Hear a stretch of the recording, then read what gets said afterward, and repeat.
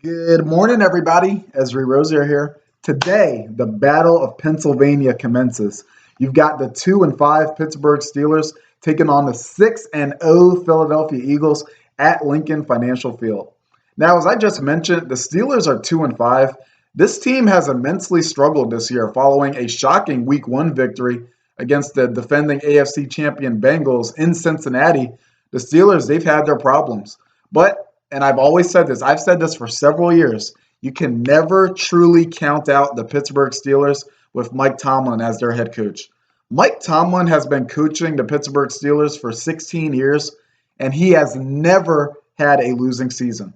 In 16 years, he has never had a losing season. Bill Belichick can't even say that he's never had a losing season. Mike Tomlin's worst record is 8-8. 3 seasons ago, 2019, the Pittsburgh Steelers started 0-3, lost Ben Roethlisberger to an elbow injury against the Seattle Seahawks in Week 2, and then later that year in December, Mike Tomlin had that team at 8-5, well in position to make the playoffs before they lost their final 3 games to finish 8-8. They're 2-5. The Steelers, they really don't look that good this year, but you just can't count out Mike Tomlin. He just has a way of crawling out of these holes and getting these boys to rise to the occasion. In fact, I've seen a team crawl back from 2-5. I've seen a team that was dead in the water at 2-5 and went on to make the playoffs. The Eagles last year, and I was there to see it. I saw us get destroyed by the Las Vegas Raiders, 33-22, in a game where the final score really does not do it any justice because we were down 33-7. And you know what happened after the Eagles lost to the Raiders? We went 7-2 in our next 9 meaningful games.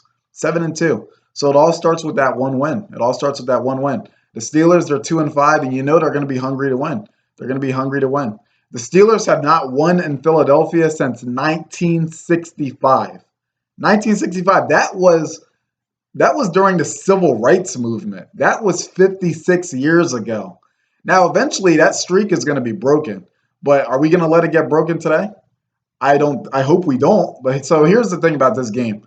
The Steelers' passing defense is not that great. I believe they're ranked 29th against the pass. Now, they do have the pass rush with Cameron Hayward, and TJ Watt was actually ruled out of this game. It looked like he might play yesterday, but he did not make the 4 p.m. deadline for something, I think, practice-related, so he will not be playing. And they do have Minkah Fitzpatrick, who is an amazing safety. I actually wanted the Eagles to trade for him back in the 2019 season when Miami was doing that fire sale. I really wanted Minkah Fitzpatrick, and when I heard that he got traded to the Steelers, it really disheartens me because that guy, I knew from Miami that he was going to be a stud. I knew it. In fact, Minkah Fitzpatrick, he grew up an Eagles fan, actually. He was very happy when the Eagles won the Super Bowl. But the Steelers' pass defense is not great. It is not great. So I see this as a game where Jalen Hurts is going to air out the ball very well to guys like Devontae Smith, Dallas Goedert, A.J. Brown. In fact, so somebody else that I want to see step up this year, Quez Watkins. Quez Watkins. So he had that big touchdown, I think the 40-something yard touchdown against the Vikings on Monday Night Football in Week 2. But Quez Watkins, he's been very quiet this year outside of that. He's been very quiet. We threw to him in traffic on a 3rd down in Arizona at a play that I thought was dumb. But you guys cannot forget, Quez Watkins is a baller. He is a stone-cold killer. Don't forget how fast he is.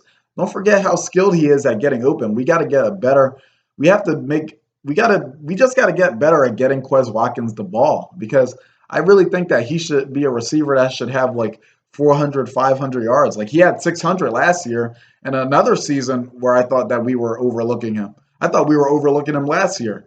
So I see a similar trend this year. I hope we could get him more involved. But I expect Jalen Hurts to have a good day passing the ball. Now, the main matchup for me in this game is going to be the Eagles' defensive line versus Kenny Pickett. Kenny Pickett is a rookie quarterback, which means he's young, he's inexperienced, he's going to be prone to making mistakes. You have to force him into making mistakes. Jonathan Gannon, even though he has drastically improved, Jonathan Gannon has drastically improved this defense from a year ago. But I really want him to make a better job at blitzing when we're supposed to. Because there have still been games where I thought that we should blitz, like moments where we should blitz, and we just don't blitz. Like, I want him to just really send some pressure after Kenny Pickett because he's a young quarterback, and that's how you rattle a young quarterback. You got to send pressure at them. You got to make them uncomfortable. And listen, so we just picked up Robert Quinn. There's no excuses for this pass rush now. You got Fletcher Cox. You have Javon Hargrave. You have Jordan Davis. You have Brandon Graham. You have Josh Sweat. You have Hassan Reddick. And you add Robert Quinn on top of that. And people keep saying Robert Quinn only had 1 sack in 7 games. Have you seen how much he's getting double teamed? Well, did you see how much he was getting double teamed in Chicago? He faced like 54 double teams. Robert Quinn will not be attracting that kind of attention in Philadelphia. He's not going to be seeing that kind of attention because how can you double team Robert Quinn when you still have to account for Javon Hargrave and Fletcher Cox and Brandon Graham and Josh Sweat and Hassan Reddick? You're not going to be able to do that. It's a pick your poison type situation. So we need to make Kenny Pickett's life miserable today. He needs to be sacked at least 3 times. I want to see at least 3 sacks today. At least 3. This defensive line, there is no excuses. We have all the talent. We have all the horses. We have to start getting after these quarterbacks. We didn't sack Cooper Rush last week. We did not sack Cooper Rush. Now, admittedly, we did get him to play poorly enough that he threw 3 interceptions, but we did not get to him. We did not sack him. I want that to change this week. I want us to make Kenny Pickett uncomfortable. Okay? I believe we are 9-1 in our last 10 games. Well, no, excuse me. I believe that we're 9-0-1 in our last 10 games against rookie quarterbacks. The one tie, of course, was against Joe Burrow in 2020. The Eagles and Bengals, they just couldn't get it decided in a game that was awfully played, 23-23 tie. And so the other matchup I want to talk about is the Eagles' defensive line against Najee Harris. Because the Eagles, as good as our defense has been this year, we have been much weaker when it comes to defending the run. This was apparent in week 1 against the Detroit Lions, where DeAndre Swift and Williams had a huge day running the ball. Najee Harris, he's an effective runner. He is a very effective runner. I like Najee Harris. And listen, last week, when we beat the Cowboys last week, we held Ezekiel Elliott in the first half. We contained Ezekiel Elliott in the first half of that game. But in the second half of that game against the Cowboys, Ezekiel Elliott, he was really getting some yards on the ground. We were really getting gashed by Ezekiel Elliott on the ground in the second half on 2 weeks ago. I keep almost saying last week, but I forget that we were on a bye. So the run defense, they have to improve this year. Jordan Davis is going to be key to that. He's a big body. He's a great run stopper. We're going to need him to step up today against that run game. And now when I talk about the passing, I alluded to the passing game earlier. I'm not worried about the passing game because Kenny Pickett, he'll make mistakes, but he does have 2 very effective receivers at his disposition. He's got, what's that guy's name? George Pickens, who has made some tremendous catches over the course of this season. He had a really good one, like a spectacular catch against Cleveland on Thursday Night Football a few weeks back. And then he had a touchdown catch that was insane just this past Sunday night against Miami. And then this other receiver. So the last time we played the Pittsburgh Steelers 2 years ago, they had this guy. You might remember him. His name was Chase Claypool. Chase Claypool. That man, in that game, Claypool had not 1, not 2, not 3, 4 touchdowns in one game by Chase Claypool. I was there. I was at that game. My first ever game that I went to, Pittsburgh Steelers, and we lost. The Steelers spoiled my first ever game. I still remember the walk of shame away from that stadium all the way back to my hotel. I still remember. It's burned into my memory. We let that man have 4 touchdowns, humiliated the defense. And I was so livid at Jim Schwartz. The fact that it was a 3rd and 2. The Eagles are down by 2 points, 31-29. It's a 3rd and 2 with like a minute left in the game. This is the game on the line. And you put Nate Gary, one of the worst coverage linebackers in the league. Actually, no, not one of the worst, the worst. He was the worst, the singular worst one. The worst coverage linebacker in the NFL, Nate Gary, on Chase Claypool, who already had 3 touchdowns on the day. And that's a 4th touchdown. Game over. We lose 38-29. Steelers win. I was just disgusted after that game. The first game I ever went to, the first time I ever saw the Eagles live in person. and the Pittsburgh Steelers beat us. They spoiled it. I want revenge. I want revenge. I won't get that memory out of my head, but it'll make up for it if we win today. If we win today. All right. In fact, actually, so Jalen Hurts has a shot at making history today. So currently, he sits at 9 consecutive regular season wins. He's won 9 consecutive regular season games. That is tied for the most in franchise history, along with fellow quarterbacks Carson Wentz in 2017, Donovan McNabb in 2003, and Norm Van Brocklin in 1960.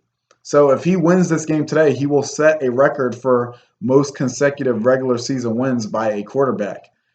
So Jalen Hurts, he's got a unique chance to make history today. He's got to really get the opportunity, take this opportunity. In fact, so that's funny, right? So I'm going to take you guys back to the 2004 season.